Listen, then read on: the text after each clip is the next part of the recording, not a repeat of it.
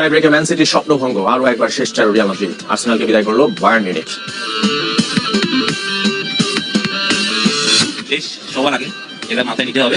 মোস্তাফিজ যদি আইপিএল খেলতে পারতো আমিও খুশি হতাম। মোস্তাফিজের আইপিএল খেলা নিয়ে বোর্ড পরিচালকদের দ্বিধা বিভক্তি। জিম্বাবুয়ে সিরিজের শুরুতে বিশ্রাম পেতে পারেন কাটার মাস্টার। ঢাকা লিগের শিরোপার অপেক্ষায় আবাহনী প্রথম পর্বের শেষ ম্যাচে শেখ জামালকে হারিয়েছে 10 উইকেটে। শুরুতে চ্যাম্পিয়ন্স লিগের খবর। চ্যাম্পিয়ন ম্যান সিটিকে বিদায় করে সেমিফাইনালে রিয়াল মাদ্রিদ টাই ব্রেকার হারিয়েছে 4-3 ব্যবধানে। নির্ধারিত অতিরিক্ত সময় ছিল 1-1 সমতা। আরেক ইংলিশ ক্লাব আর্সেনালকে বিদায় করে শেষ চারে বায়ার্ন মিউনিখ দ্বিতীয় লেগে হারিয়েছে 1-0 গোলে। ফুটবল এমনই, একদিকে আনন্দ আরেকদিকে বিষাদের গল্প। তাই বলে এমন কঠিন নিয়তি কিভাবে মেনে নেবে ম্যান সিটি? রিয়ালের মাঠে প্রথম লেগে 3-3 গোলে ড্র করে কাগজে কলমে এগিয়েছিল চ্যাম্পিয়নরা। ঘরের মাঠেও আক্রমণে ছড়ি ঘোরায়, কিন্তু নির্ধারিত অতিরিক্ত সময় 1-1 সমতার পর টাই ব্রেকারের স্বপ্নভঙ্গ। চ্যাম্পিয়ন্স লিগের সফলতম রিয়াল মাদ্রিদ আরও এক শিরোপা জয়ের অভিযানে পৌঁছে গেল সেমিফাইনালে। পেনাল্টি শুটআউটে নায়কের ভূমিকায় গোলকিপার আন্দ্রে লুনিন সিটির 2 শট ঠেকিয়ে গড়ে দেন ব্যবধান। হুলিয়ান আলভারেজ, ফিল ফোডেন ও এডারসন জালে দেখা পেলেও ব্যর্থ Bernardo Silva, Mateo Kovacic. Ederson Luka মদ্রিচকে ঠেকিয়ে দিলেও বাকি 4 শটে গোল। Jude Bellingham, Lucas Vazquez, Nacho Fernandez ও অ্যান্টোনিও রুডিগার উল্লাসে ভাসান লস ব্লাঙ্কোসদের। ম্যাচের শুরুটাও দারুণভাবে করে রিয়াল। 12 মিনিটে এগিয়ে যায় রদ্রিগোর গোলে। তারপর আক্রমণে সফরকারী রক্ষণ ব্যস্ত করে তোলে সিটিজেনরা, কিন্তু বাধার দেয়াল তোলেন সেই লুনিন। কেভিন ডি ব্রুইনা ও জ্যাক গ্রিলিশের শট ঠেকিয়ে দেন ইউক্রেনিয়ান কিপার। সমতায় ফিরতে 76 মিনিট লেগে যায় স্বাগতিকদের। কেভিন ডি ব্রুইনার গোল। ম্যাচটা অতিরিক্ত সময় গেলেও ব্যর্থ পেপ গার্দিওলার দল। শেষ হাসি কার্লো আনচেলত্তি। ফাইনালে ওঠার লড়াইয়ে বায়ার্ন মিউনিখের বিপক্ষে লড়বে রেকর্ড 14 বারের চ্যাম্পিয়ন রিয়াল। ইংলিশদের হতাশার এক রাত। বিদায় নিয়েছে আর্সেনালও। আলিয়াঞ্জ এরেনায় গানারদের 1-0 গোলে হারিয়ে সেমিফাইনালে বায়ার্ন। জয়ের নায়ক জোশুয়া কিমিচ প্রথম লেগ ড্র করেছিল 2-2 গোলে। চ্যানেল 24। এই মধ্যে চূড়ান্ত হচ্ছে semifinal line up. 30 April Real Madrid আতিথ্য দেবে বায়ার্ন মিউনিখ। একই দিন পিএসজিও যাবে ডর্টমুন্ডের মাঠে খেলতে। ফিরতি লেগ 7 মে। তবে ইউরোপা লিগের খবর। সেমিতে ওঠার লড়াইয়ে কোয়ার্টার ফাইনালে দ্বিতীয় লেগে মাঠে নামবে 8 দল। রোমা লড়বে এসি মিলানের বিপক্ষে। আটলান্টার মুখোমুখি হবে লিভারপুল। মার্সের প্রতিপক্ষ বেনফিকা। ওয়েস্ট হ্যাম মোকাবেলা করবে লেভারকুসেনের। সবগুলো ম্যাচে মাঠে গড়াবে রাত 1টায়। এই ম্যাচে ইংলিশ জায়ান্ট লিভারপুলের কঠিন পরীক্ষা। অ্যানফিল্ডে প্রথম লেগে 3-0 গোলে হেরেছিল অলরেডস। প্রিমিয়ার লিগেও যাচ্ছে বাজে সময়। শেষ 5 ম্যাচে মাত্র 2টিতে জিততে পেরেছে। এর মধ্যে যোগ হয়েছে ইনজুরিস মিছিল। থিয়াগো আলকান্তারা, বেন ডোয়াক ও জোয়েল মাতিবকে পাচ্ছেন না ইউর্গেন ক্লপ। অন্যদিকে পরিষ্কার এগিয়ে থেকে মাঠে নামছে আটলান্টা। প্রথম লেগের লিডটা ধরে রাখতে মরিয়া ঘরের মাঠে। শেষ চারে ওঠার লড়াই মুখোমুখি 2 ইতালিয়ান ক্লাব রোমা ও এসি মিলান। প্রথম লেগে 1-0 গোলে জিতেছিল রোমা। সেই আত্মবিশ্বাস কাজে লাগাতে চায় দ্বিতীয় লেগেও। তবে সাম্প্রতিক পারফরমেন্সে এসি মিলানও আছে ভালো অবস্থায়। সিরিয়ার পয়েন্ট টেবিলের 2 নম্বরে। অন্যদিকে রোমার অবস্থান 5-এ। 56 দেখায় 21 জয়ে এগিয়ে এসি মিলান, 17 জয় রোমার। তবে ঘরের মাঠে মিলানের বিপক্ষে শেষ 4 ম্যাচের 3টাতে হেরেছে রোমা। 1 গোলে পিছিয়ে থাকলেও তাই ঘুরে দাঁড়ানোর সব চেষ্টা করবে এসি মিলান। এবার ক্রিকেটের খবর। মুস্তাফিজের আইপিএল খেলা নিয়ে মিশ্র প্রতিক্রিয়া বোর্ড পরিচালকদের। জালাল ইউনুসের সুরে কথা বলেননি খালেদ মাহমুদ। টি20 বিশ্বকাপের আগে কাটার মাস্টারের আইপিএল অভিজ্ঞতা কাজে দেবে পারফরমেন্সে বলছেন এই সাবেক অধিনায়ক। জিম্বাবুয়ে সিরিজে থাকলেও প্রথম 2 ম্যাচ বিশ্রামে থাকতে পারেন বাংলাদেশ পেসার। মুস্তাফিজকে আইপিএলে খেলে আমরা সেটা কিছু নাই। মুস্তাফিজের লাইন কোচিং রোববার বলতে মুস্তাফিজের থেকে শিখতে পারে ওখানে আইপিএল অনেক প্লেয়াররা। এতে বাংলাদেশের কোনো বেনিফিট হবে না। টেন্ডার করে যত ম্যাচ খেলবে আমার মনে হয় যে সে পার্সোনালি অনেক বেনিফিট হবে, তার সাথে সাথে বাংলাদেশের অনেক বেনিফিট হবে। মুস্তাফিজের আইপিএল খেলা নিয়ে বোর্ড পরিচালকদের মধ্যে মতের পার্থক্য। কেউ বলছেন অভিজ্ঞতার জন্য খেলা উচিত ভারতের ফ্র্যাঞ্চাইজি টুর্নামেন্ট, আবার কারো মতে নতুন করে শেখার কিছু নেই। বোর্ডের প্রভাবশালী পরিচালক খালেদ মাহমুদের দৃষ্টিভঙ্গি অবশ্য অন্যরকম। ক্রিকেট অপারেশনস চেয়ারম্যানের সাথে দ্বিমত না করলেও আইপিএল এর গুরুত্ব আর দেশের স্বার্থের কথা সামনে এনেছেন। টিকা সবখানেই আছে। প্রিমিয়ার লিগও শিখার আছে। আজকে একটা সিনারিও শিখার হতে পারে, সেটা কোনো ইয়ে নাই। এন্ড অফ দ্য ডে যেটা আমি মনে করি যে দেশ সবার আগে এটা মাথায় নিতে হবে। মোস্তাফিজ যদি আইপিএল খেলতে পারতো আমিও খুশি হতাম। যদি দেশের খেলা আইপিএল কে প্রাধান্য দিয়ে অন্য অনেক দেশ দ্বিপাক্ষিক সিরিজের স্পট সাজায়। এ মাসেই বি দল নিয়ে পাকিস্তান সফরে যাচ্ছে নিউজিল্যান্ড। তবে বাস্তবতা বিবেচনায় সে সুযোগ নেই বাংলাদেশের। আপনি ইন্ডিয়ান মেন টিম না খেলছেন, টিম যে কোনো ইন্টারন্যাশনাল টিমের সাথে ফাইট করতে পারে, ভালো জিততে পারে। আমাদের তো ওইরকম নাই বেঞ্চ। ন্যাশনাল টিমে আপনি যেমন একটা ওপেনার, যদি আপনাকে আমি বলি যে আপনি একটা মানে আপনি ওপেনার অনেকে ব্যাটিং করছে, আর আপনি একটা টেস্ট ওপেনারের কথা বলেন যে বাংলাদেশের নেক্সট টেস্ট ওপেনার কে কে আছে, তাহলে আপনি ধরা তুলে আটকে যাবেন। মানে ইটস নট ইজি বলা। জিম্বাবুয়ে সিরিজে থাকলেও প্রথম 2 ম্যাচ বিশ্রাম পেতে পারেন মুস্তাফিজ। বোলিং ইউনিটের বাকি ক্রিকেটারদের ছাড়িয়ে দেখতে চায় বিসিবি। কোচিং প্যানেলে নতুন স্পিন কোচ মোস্তাক আহমেদের সংযোজন ইতিবাচক।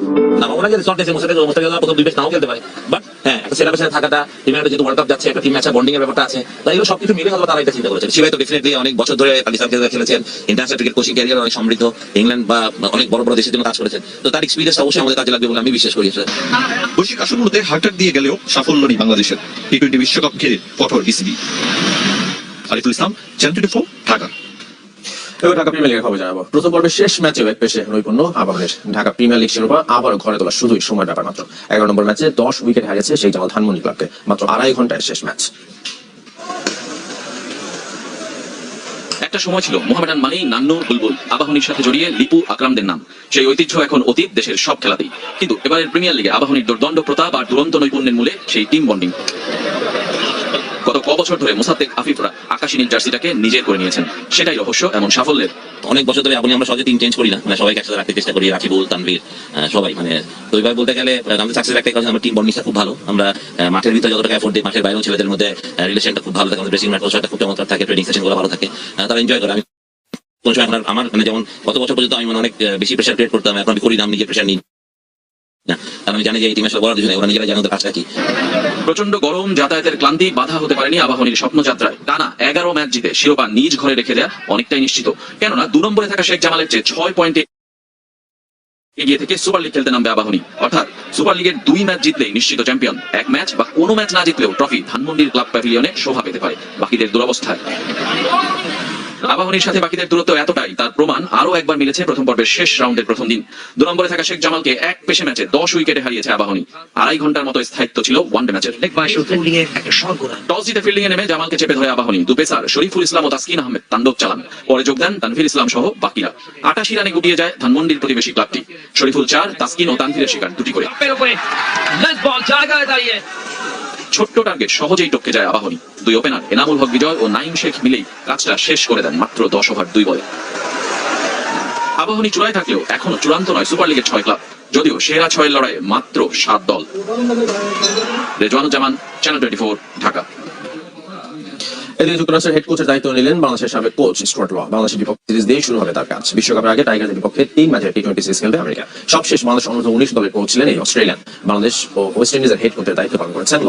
তার অধীনে 2012 এশিয়া কাপ খেলেছিল বাংলাদেশ। অন্তর্বর্তী কোচ ছিলেন শ্রীলঙ্কা ও আফগানিস্তানের। নিজ দেশ অস্ট্রেলিয়ার ব্যাটিং কোচও ছিলেন একসময়। অস্ট্রেলিয়ার হয়ে একমাত্র টেস্ট ও 54 ওয়ানডে ম্যাচ খেলেছিলেন ল। 2024 বিশ্ব অলিম্পিকের জন্য নতুন রূপে সাজতে শুরু করেছে সাহিত্য, সংস্কৃতি আর ঐতিহ্যের শহর প্যারিস। আকর্ষণের কেন্দ্রবিন্দুতে থাকছে ঐতিহাসিক আইফেল টাওয়ার। মেগাশোর সামনে রেখে সংস্কার চলছে নটরডেম ক্যাথেড্রালের।